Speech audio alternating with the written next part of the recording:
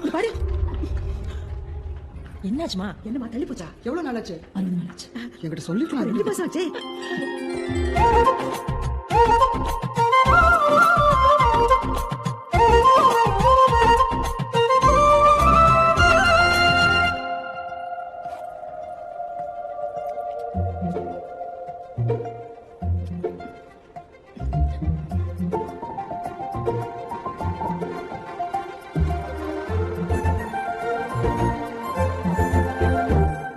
உங்க பேரு?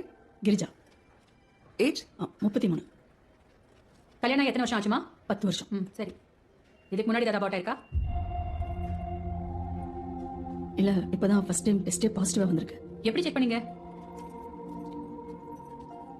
கோடு மைல்டா இருக்கே.